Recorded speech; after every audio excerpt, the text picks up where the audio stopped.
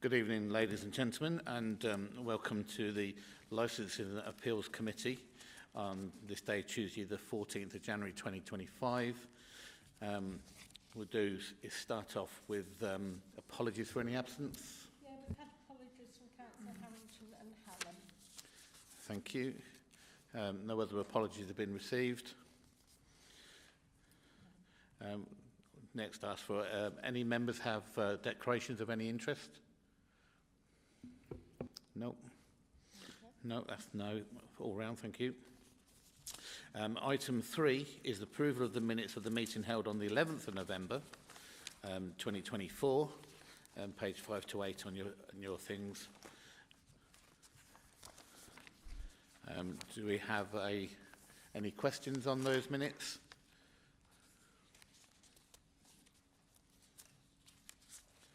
Okay, do we have a proposer? Thank you, Councillor. And second, Councillor Currell propose, and Councillor Maxwell to second. Thank you very much. All those in favour? Thank you very much. Those against? None, and no abstentions. Thank you. Go on to item number 4 then. Item number 4 is notifications of requests to address the meeting. We have a number of requests this evening to speak. And in order, if we can take it in order, please, we'd like to invite, is it Effie Abeki, who would like to address this committee in the first instance. Mr. Abeki, if you'd like to take the seat there in front of you.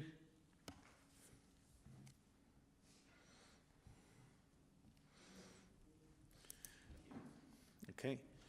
If you just press the microphone.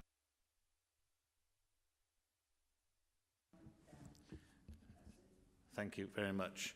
Mr. Abeki, you have 3 minutes, please. Thank you.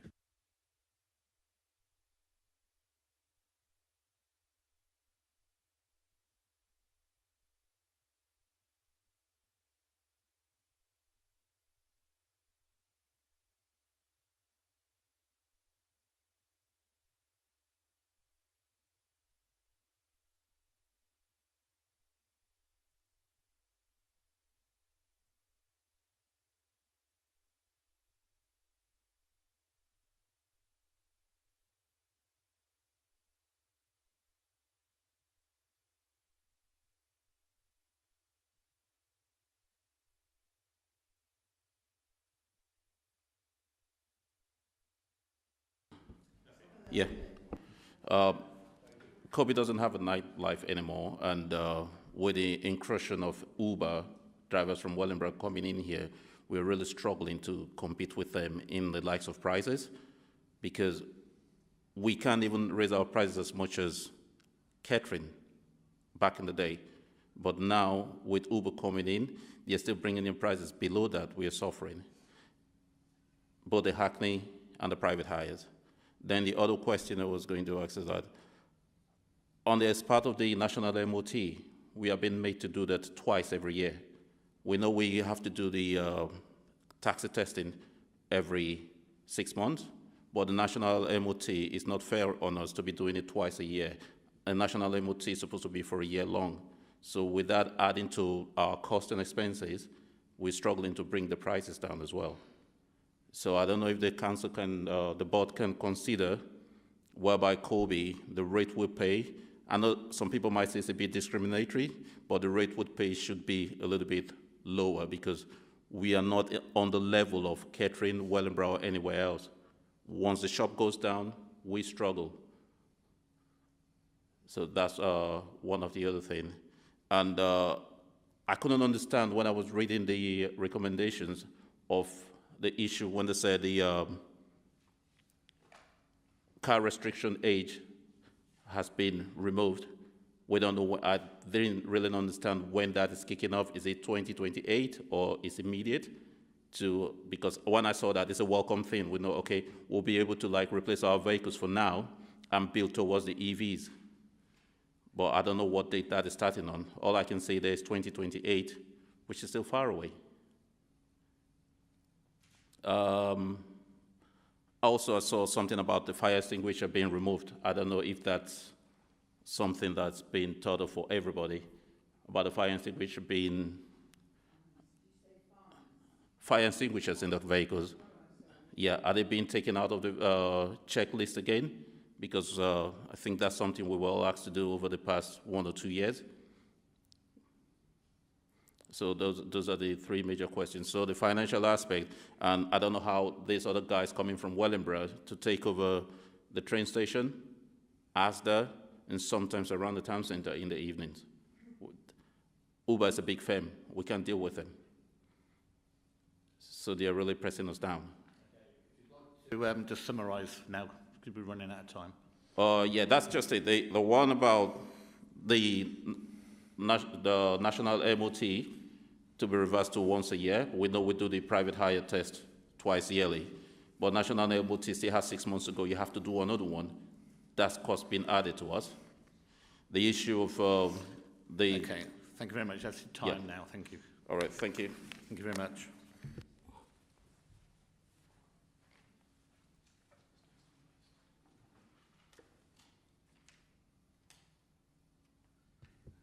Would like to ask Ryan Church to come and... No? Not here? Okay, thank you very much. And then we move on to Jack Leese, please. If you'd like to come and talk to the committee. Make sure this is on first, yeah. Okay, and you have 3 minutes. Thank you. Okay, thank you. So I'm talking around the signage. So in section 10.63, page 42 of the proposed policy, quote, appropriate signage is necessary to identify key information about licensed vehicles to assist identify, reassure hirers that the vehicles are properly licensed and regulated within North Northamptonshire.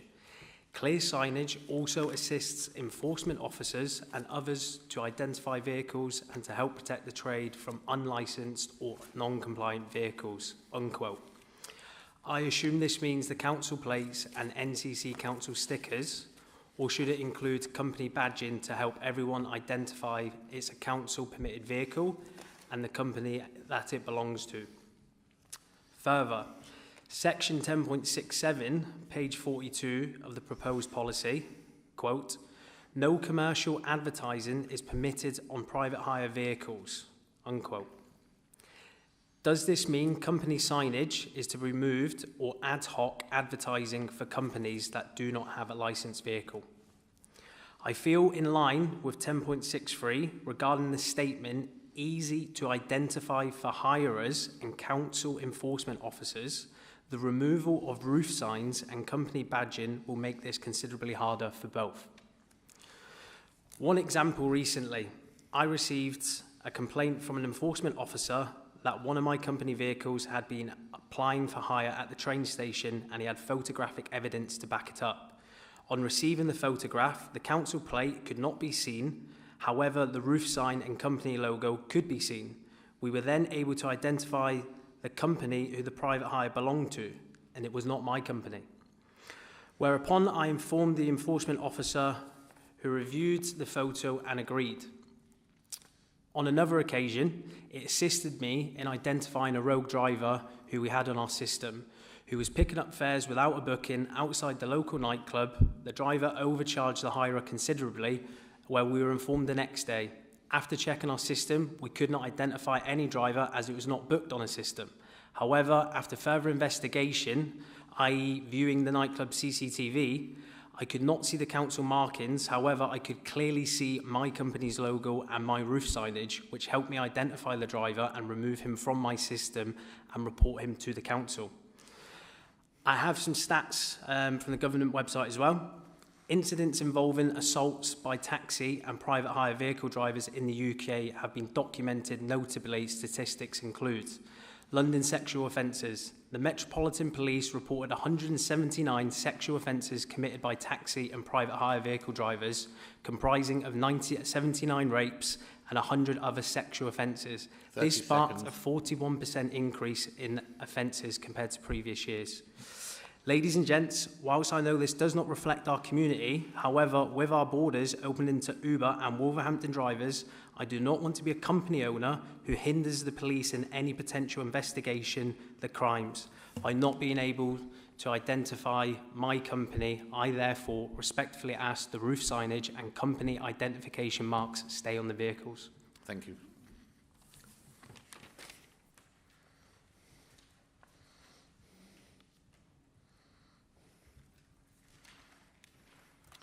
And I'd like to welcome Neil Riley. Thank you.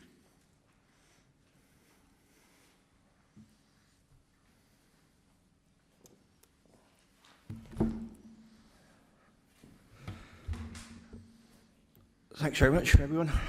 Firstly, I'd like to thank you for this policy and the fact that you've gone back on the vehicle age limits for Hackneys.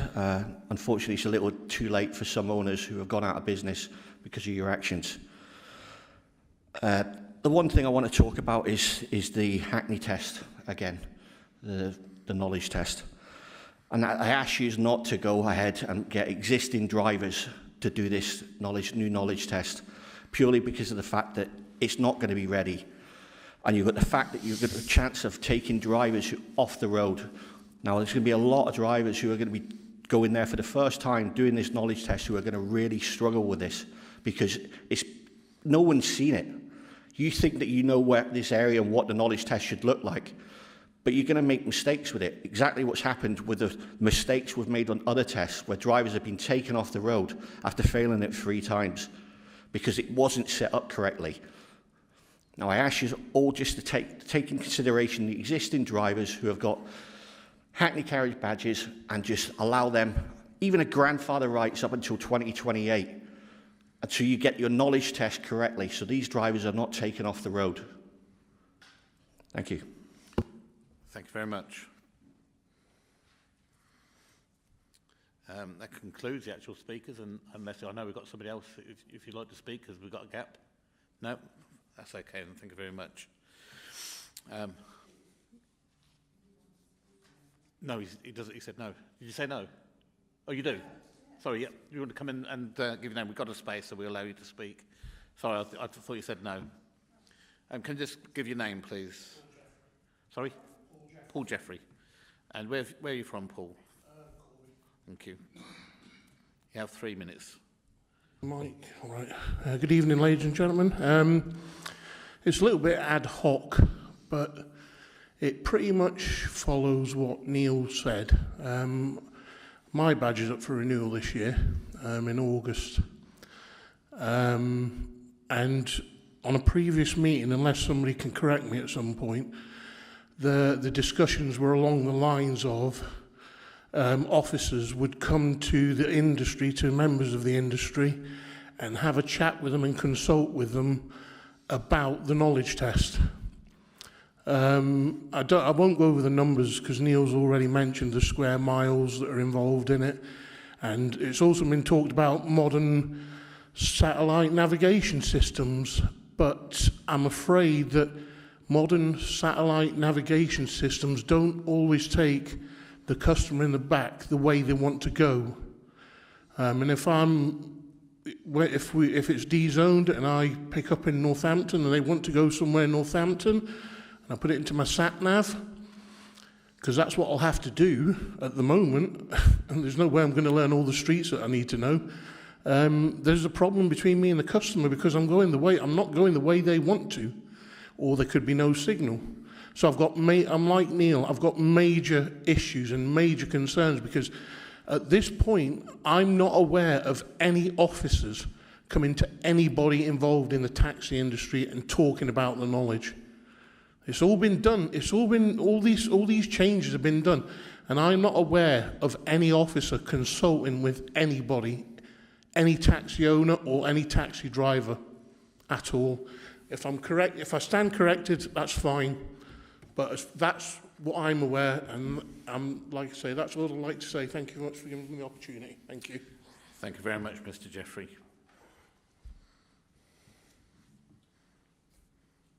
And that concludes the public speakers. There are no other public speakers now. So we're going to move on to item number 5. And the item to discussion is the Hackney Carriage and Private Hire Licensing Policy of 2025 to 2028. And I'd like to ask, is it Amanda Wilcox to present the papers to us, please? Thank you. Right, thank you. So the report sets out the proposed amendments to the Hackney Carriage and Private Hire Licensing Policy. The policy was reviewed to allow us to consider a number of different factors. So that includes the decision of the Executive in July 2024 to remove the zones, to replace the 4 sovereign zones with 1 North Northamptonshire Council zone, to consider the concerns that were raised by the trade, to consider the updated guidance issued by the Department for Transport in 2022 and 2023, to consider the updated guidance issued by the Institute of Licensing around driver and operator suitability, and to consider the operational experience of licensing officers having worked with the policy since 2023. So the purpose of the policy is to guide the administration of Hackney Carriage and Private Hire licensing. The primary function of the licensing regime is to ensure public safety. And obviously we attempt to strike a balance between balancing the needs of the licensed trade with the needs of protecting the travelling public's safety. So a consultation exercise was undertaken between the 18th of October and the 9th of December. As a result of the consultation, we received 30 responses, which included 1 consolidated response from the licensing trade. The responses are all presented within Appendix M, which details the responses received, the officer's comments in relation to the responses, and any proposed changes as a result of those consultation responses. So the recommendations within the report members are being asked to consider are, so I'll just detail those. The first one is a recommendation to adopt the draft Hackney Carriage and Private Hire Licensing Policy, to delegate the ability to make minor corrections to the policy to the Executive Director of Place and Economy, and to delegate authority to the Executive Director of Place and Economy again to make an amendment to the planned implementation date for the policy, which is currently planned for the 1st of April. But only if that is required in order to coincide with the implementation date of the bylaws. So if there is a delay in the bylaw of implementation, then we would be looking to push back the date of the implementation for the policy. So paragraph 4.2 of the report also highlights some of the other work that officers are progressing around private hire and Hackney Carriage licensing. So we are reviewing the geographical knowledge test, and as been mentioned, that hasn't actually gone out to consultation yet, so officers are working on that. They do now have a draft, and that is currently being shared with managers for comment, and will very shortly be going out to the trade for consultation. So that consultation process will be happening, and that consultation will include an indication of what the test will look like, what it will include, and also some discussion about how it will be implemented, and sort of potentially how that will work in terms of dates and compliance. Officers have also been reviewing the Hackney Carriage bylaws, and I'll go into that in a little bit more detail shortly. Been reviewing the taxi and private hire licensing fees and charges, and work has begun on reviewing the Hackney Carriage ranks across the NNC area to ensure that they're correct and properly adopted. So the main changes to the proposed policy, are shown in appendices paragraphs 5.3 to 5.15. So I'm not going to go through those all in detail, but I'll just pull out areas that might need a little bit more clarification. So we've included licensing objectives which were not in the previous policy, but this is something that we're seeing in more modern pieces of legislation. So we now have a set of objectives that members can use to base their decisions on in the licensing panels. The transitional arrangements that were in the previous policy, the 2023 policy, remain. So we're not proposing to remove the grandfather rights that currently exist. So this means that those vehicles that were licensed before the 1st of April 2023 can continue to be licensed until the end of March 2027 in accordance with the previous sovereign specifications. So we're not proposing to change that under the updated policy. However, vehicles will now need to meet all other requirements within the policy. So in relation to the vehicle age and environmental considerations, so in response to feedback from the trade during the dezoning consultation concerning the financial challenges, particularly around acquiring wheelchair accessible vehicles, it's proposed that the age limit of 4 years that's in the current policy for vehicles on first licensing is removed. And this will apply to purpose-built wheelchair accessible vehicles and fully wheelchair accessible private hire vehicles as well. In addition, it's also proposed that we recognise environmental considerations and try to encourage the purchase of these low-emission vehicles by also removing the 4-year age limit for first licensing for ultra-low emission vehicles and zero-emission vehicles. As well as removing the 4-year rule for new vehicles, it's also proposed that we allow Hackney Carriage and private hire wheelchair accessible vehicles to remain licensed until they reach 15 years of age. The current policy is 10 years in most cases. So the hope is that will open up Hackney Carriage and private hire wheelchair accessible vehicles, so they would then be able to be licensed up until 15 years with no other age restrictions. So a vehicle could be licensed from 7 years onwards or whatever, up until 15 years. It's not proposed in the policy that we also relax the maximum age limit beyond which private hire vehicles would be licensed to 10 years, even for those that are zero emission or ultra low emission, because those vehicles are not purpose-built commercial vehicles.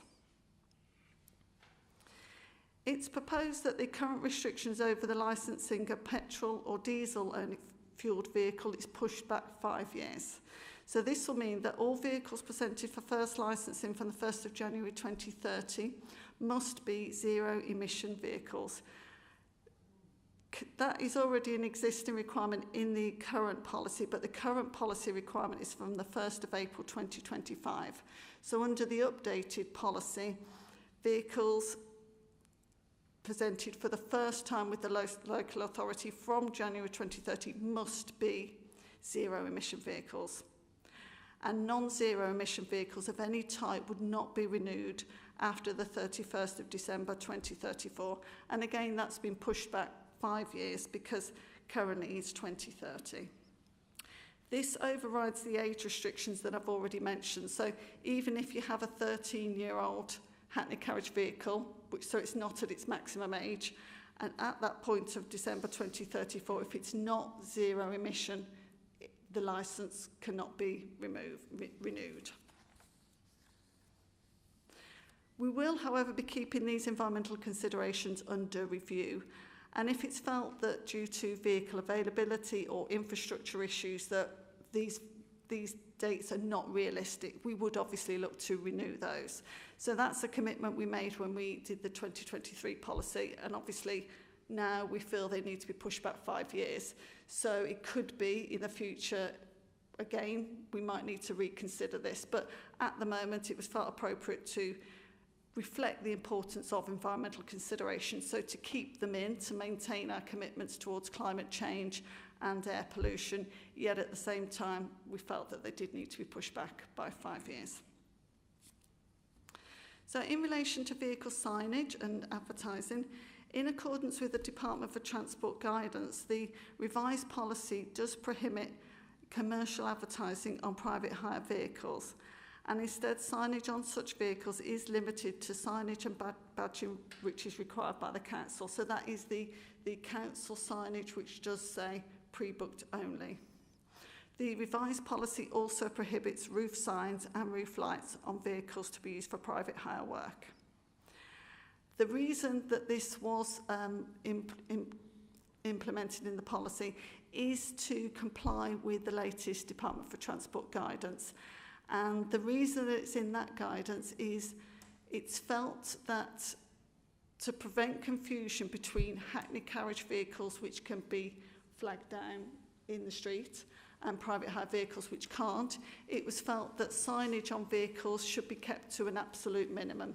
So the Department for Transport guidance suggests only the council-approved signage should be on car doors. It states no other signage should be there. And it certainly it says we shouldn't be requiring operator details to be on vehicles, because that would have an implication on drivers perhaps who might want to work for different private hire operators. So the guidance recommends against having signage other than the standard approved signage. It does state, however, if it was felt by the authority that we did want to allow operators to have some form of signage on their vehicles, that should be restricted to a discrete sign on the rear of the vehicle.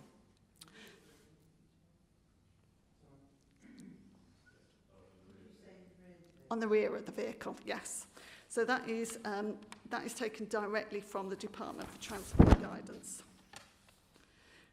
So in relation to the Hackney Carriage bylaws, the bylaws included in the policy are the updated draft bylaws, and these have been written to reflect the change in zones. So these are the new bylaws that apply to the new Northamptonshire Council zone and replace the current set of 4 sovereign sets of bylaws.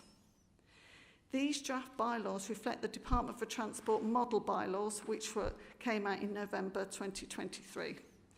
So these bylaws have been sent to the Department for Transport for approval, and as an authority we are unable to adopt these bylaws until the Department for Transport approve them.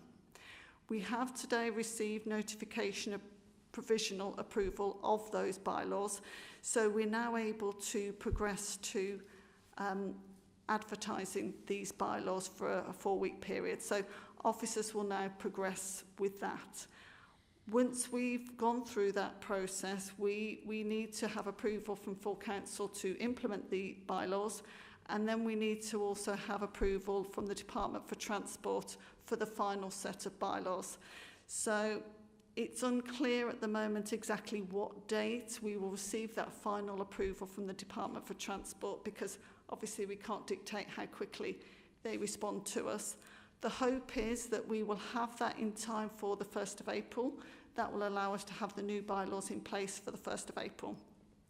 If, however, we don't have that final approval by the 1st of April, we will need to push back the date of implementation of the new bylaws, which is why we've included a recommendation that the director has delegation to alter the date if need be.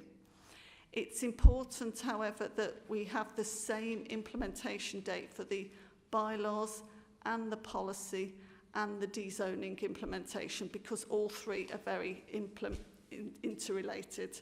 So if it's needed for us to push back the implementation date of the bylaws, we will also need to push back the implementation date of the policy and the dezoning. So that will be something that we will be asking the Executive and full Council to consider. So finally then, the next steps, a report will be presented to the Executive on the 13th of February and full Council on the 6th of March, requesting approval of the draft policy and also the bylaws. And also the report will be presented to the Place and Environment Scrutiny Committee on the 29th of January. Thank you. I don't know whether you wanted me to try and pick up some of the specific questions that came from our speakers earlier, or whether you want to bring those out later. No, that's fine. I just noticed that a few of them have already been answered, but if you don't mind just recapping on the other questions, that'd be fine. Thank you very much. So the questions that I captured then were around the requirement to have an MOT twice every year. This is not something that is a new requirement. This was always in the policy. So the council test that we ask drivers to do at the garages, that has 2 elements to it. One of them is the MOT test, and one of them is the council policy, the requirements above and beyond that. and that is something that we do require twice every year. So that's not something that's changed as a result of this policy, and it's not something that officers have proposed amending either. And that would be a requirement for all vehicles across Northamptonshire. And there was comment about having a different policy or requirement in relation to Corby. That's not something that we would look to be able to do, because this policy is a Northamptonshire Council policy which covers the whole area. So we would be looking for harmonisation of standards. So we would be looking ideally to have the same standards for all areas within Northamptonshire. I picked up a question about fire extinguishers.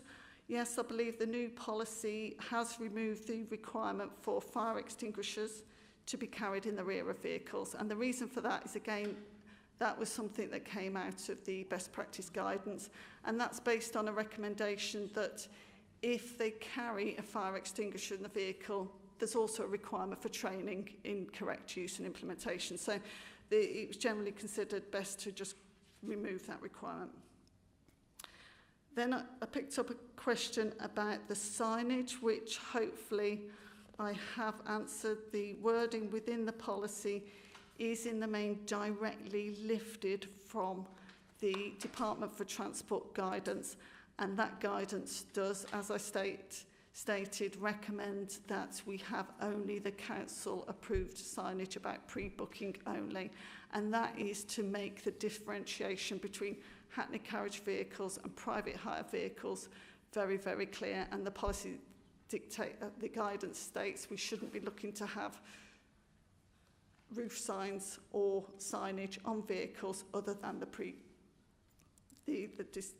prescribed signage. And the knowledge test, hopefully I've answered that one as well. So that one is actually being currently worked on and will very shortly be going out to consultation. So I'm not aware if there are any other questions that I've missed.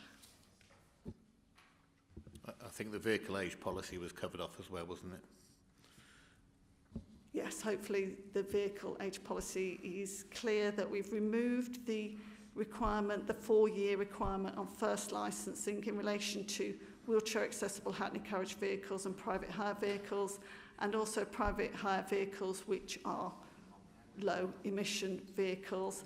And then the upper age limit has been changed for 15 years for wheelchair accessible vehicles. Okay. Thank you very much, Mrs. Wilcox. Very a comprehensive summary there for us to take on. So I think now the time is to open it up for questions from the members, and we'll start off with Councillor Maxwell, please. Well, my question is actually on the wheelchair access.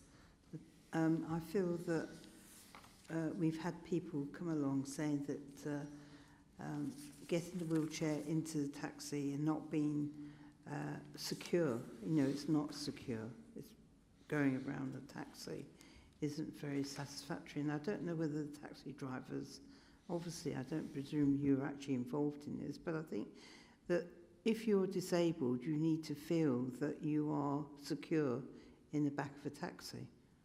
Would you agree with this? Yeah.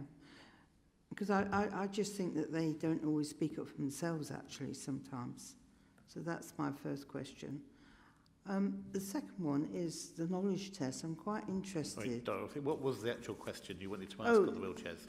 Yeah, so with the wheelchairs, has everybody now got the right straps to tie down a wheelchair? If we don't get the licence.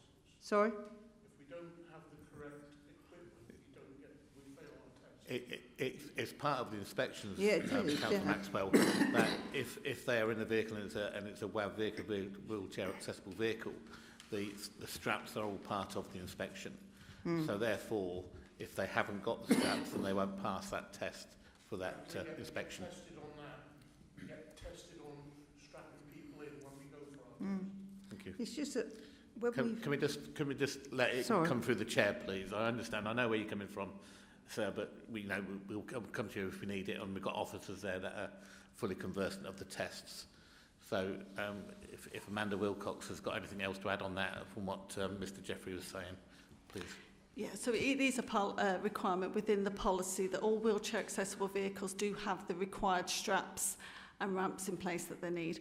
One thing we did try to do in the updated policy as well was to include more guidance around wheelchair accessible vehicle requirements, and we made reference to the reference wheelchair size, and just generally more guidance around the requirements to carry assistance dogs and the whole area around disability. So hopefully there's a lot more detailed guidance in the updated policy to make that even clearer to people what they do actually need to do. But yes, they should already be doing that, and it should be picked up by the garage and by officers if there's an issue. Thank you. If I could just ask one more question on the same thing there. And we do understand that if there's a wheelchair accessible vehicle, that it should contain the appropriate straps and belts and hooks to fix the wheelchair firmly in place. On one occasion it came through a licensing hearing the other day where a vehicle was inspected but it didn't have any straps in the vehicle. Can we sort of get clarification on that? Would that vehicle be tested for that, or would it be prohibited from carrying a wheelchair as the equipment wasn't there to be tested? That should have been picked up on the testing. So that's something I will speak to licensing officers about. I imagine they've gone back and followed that up as a result of that subcommittee, but I will double check that. So would we say that that vehicle would have failed that test then? I believe so, yes. Yeah, I'll double check that. Okay, thank you. Councillor Maxwell, continue please. Well, the knowledge test, you said it's coming out, the actual knowledge test. Is it possible we can have access to that so we can see exactly what's being asked of the taxi drivers in relation to knowledge? And how far does it go? If I know for a fact that if you put your sat-nav on and to go along the road, even along the A45, it pins out. You don't actually always get the information because they are picking up the, what do you call it, for the sat-navs, so it doesn't always pick up. And as you were saying, Wi-Fi, yeah, so as you're going along, sometimes it's not always there. But I think that some allowances have to be made that not in every area that, you know, your sat-nav actually works. So is there a possibility of working around how we meet the needs? So if you're going out of areas, so if you're going out of Corby to Northampton and you don't actually get Councillor Maxwell, that's nothing that this committee or this council can actually do if you lose Wi-Fi signal driving between Kettering and Corby, because there are black spots. However, it was very clear in the papers that the knowledge test is information is near completion, and when the officers have finished compiling the contents of that knowledge test with the provider, there will be a small paper written on it, and that will go out for consultation. So as soon as the officers have completed that item, it will be distributed to members, as well as members of the public can get on it and download it offline, and then have the opportunity to make comments on it under the consultation process. It's unfair to ask any questions on that at the moment and expect an answer from an officer when it hasn't been completed yet. Would it be possible maybe for if people's English is second language, in order to understand the knowledge test, that it could be in certain languages for them to understand it? Whilst we're asking them to be able to... Again, Councillor Maxwell, is that the English test is provided in the system so that if you are carrying people here, even if your first language isn't English, that you should have a passable English to be able to carry out the jobs. It's not... If you're asking that, you're asking every member of the public to speak other languages, which isn't fair. So it wouldn't be in any other language other than English, I'm afraid. Saying that, actually, what I'm saying is that the knowledge test, which will be in English, right, I think it would help for some people who are learning English, for example, to be able to understand some terminology if it was in another language. If that, I don't know whether that's a possibility. I but think it's it'd be only suggested. counterintuitive, wouldn't it? Pardon? It'd be counterintuitive. Well, actually, if you look can't at, you can't train or teach people to present something in English and then put it into a different language, because No, they no, won't be I learning what they're supposed to be providing. I think- Anyway, can we move on to your other questions, please, Councillor Maxwell? Councillor McCallany.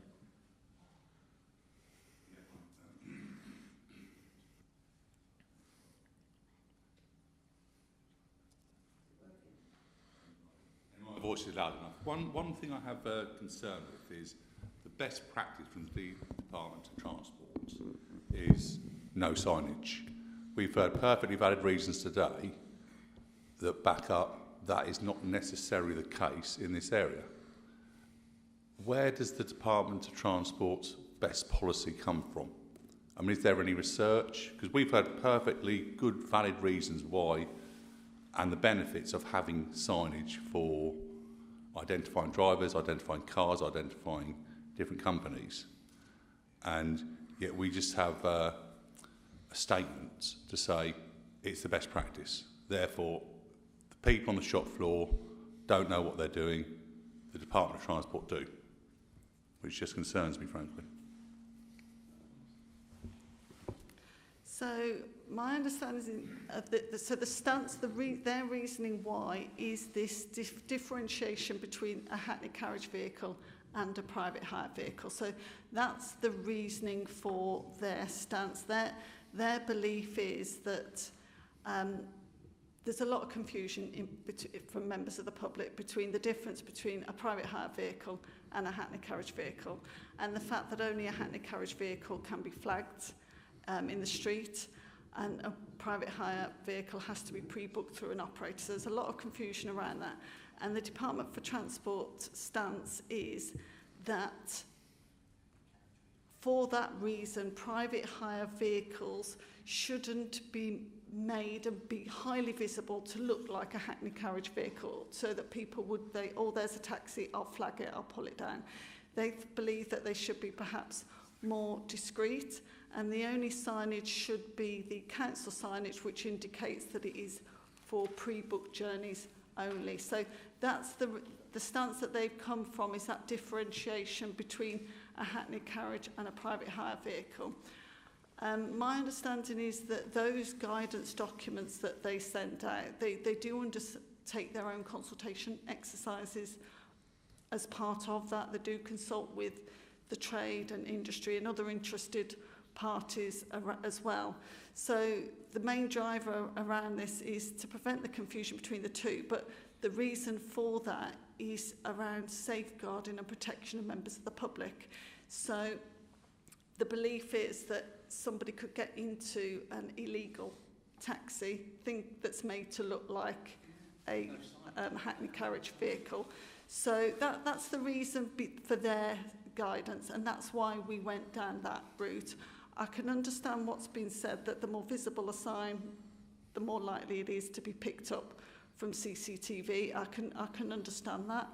Now, licensed vehicles will have signage. They've got the plates on the front and in the window, and obviously the registration plates as well. So there are those signs that should indicate the number of the vehicle. So yeah, I can understand what's been said here, but that is the reason behind, and that's where the Department for Transport are coming from. So can I come back on that? Because I could quite easily put some signage on a car and drive it back as a taxi. So whilst the excuse or one of the reasons will be an illegal taxi driver with illegal signage, anyone can get in a car, stick some signs on, and it's not necessarily going to be a taxi driver. So I just think that, you know, it was a very well put across point that you would have encountered a fine or potential sort of lost revenue and things like that, because you would not have been able to identify your car or the guy's car in that particular instance. And I think that actual experience should outweigh government consultations, for want of a better expression.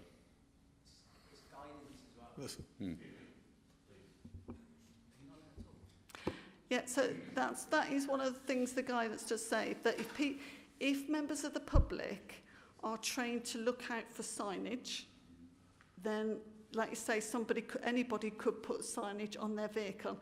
And I think that's one of the reasons they advise minimal signage. So actually members of the public are trained to look for the plates on the vehicles, because that is the bit that is perhaps harder to replicate rather than putting your own signage. So if members of the public are used to seeing door signs, they'll look for a door sign, or there's Joe's Taxi or whatever. Whereas, however, if there's minimal signage, they will then be trained to look for the plates and the window stickers. So that's their reasoning for it. But yeah, I'll see what you can. None of us. Okay, thanks very much. Councillor Colquhoun.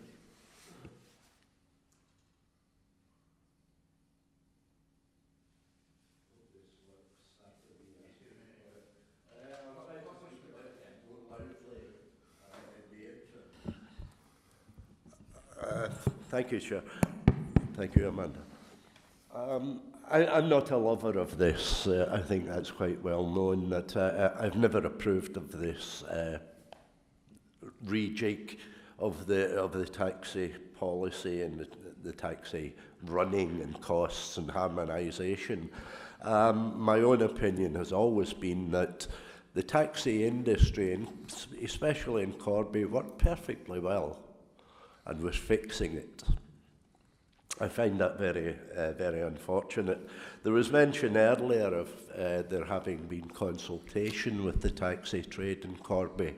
There were discussions with the taxi trade, but I wouldn't call it personally consultation. But that's personal. I'll move on. I'm back to this signage thing, and I'm aware, Amanda, that you're explaining the thoughts that other people have on it, and not necessarily your own opinions. And I must say, I think the thoughts that the people you're referring to are a mile out. I much prefer the colleague, as Councillor McElhenney does, who explains to us the value of good signage, good clear signage, so that we know we can identify the cowboys, perhaps, between the cowboys and the true operator. If, for example, a person flags down a taxi or calls a private hire in the darkness, is that person going to have a look at the plates on the back of the vehicle? I would prefer to think, well, I'll look at this black cab with the number inside, or this private hire vehicle with a roof sign and a telephone number on the front. I'd feel a little bit safer there. So I would hope that we can reconsider the signage thing. Also on the knowledge test, we've always had great difficulty with this one. And indeed, everyone who's been involved in the change of taxi operation has been involved in the knowledge test, because we know it's now unworkable. We know the pros and cons of using sat-nav, etc. For that, and that has been explained by one of the operators tonight. Picking up on NNC road knowledge, it's now impossible, I would suggest, for any driver or operator to get that knowledge. I certainly couldn't. And I would think that a possible way forward would be to issue some form of grandfather rights to put into operation until eventually the authority gets a good working knowledge test that is practicable and manageable. Thank you, Chair. Thank you, Councillor. Any other questions we have? Can we have a question or not? Can we talk? No, sorry, no. members' speeches and questions were done before. That was done already. I'm sorry, it's too late now. Oh, okay. Because you're going to kill people. No signage. Okay. Any other questions from your Councillor Maxwell? I think the reason why the knowledge test, which hasn't actually come out, is important is that you've got a lot of people whose English is a second language. And what's been happening is that when people get into a taxi and they speak to the taxi driver and he has no idea what you're talking about, it isn't good. It is important that people do speak English and understand English, because that's one of the biggest Councillor problems. Maxwell, with all due respect, we've gone through this bit before. We've already discussed it with yourself. Is that the English test is there for a reason, and we've already discussed it tonight. We're not going to continue discussing it. Thank you. Is there any other altered questions? Okay, so we'll move on to the recommendations then, please. And the recommendations are on page 10. The 3 recommendations to be had here, and if the members are so wishing, is that we can take all 3 at the same time, because they're interlinked, unless anyone prefers them to be done separately. So we'll take them all as one, if that's okay with yourselves. So the first recommended is that it is recommended that the Licence and Appeals Committee recommends to the Executive and Council that it, recommendation A, adopts the draft Hackney Carriage and Private Hire licensing policy of 2025 to 2028. B, is delegate the authority to make the minor corrections to the policy to the Executive Director of Place and Economy. And recommendation C is delegates authority to postpone the planned commencement date of the policy of the 1st of April 2025 to the Executive Director of Place and Economy in consultation with the Executive Member for Growth and Regeneration, if necessary, so that it is implemented in tandem with the effective date of a new set of Hackney Carriage bylaws, which are in Appendix E, which are subject to a separate adoption process and approved by the Council. So we'd like to, if those can, if you have a proposal to accept them, proposed by Councillor Bone. Do we have anybody second?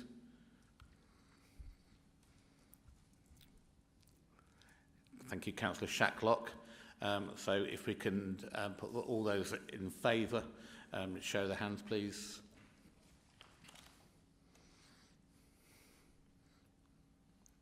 For any against? That's 2. Any abstentions? No. So that's carried. Thank you very much. And with the conclusion of that, I'd like to close the meeting at 19:53 hours. Thank you.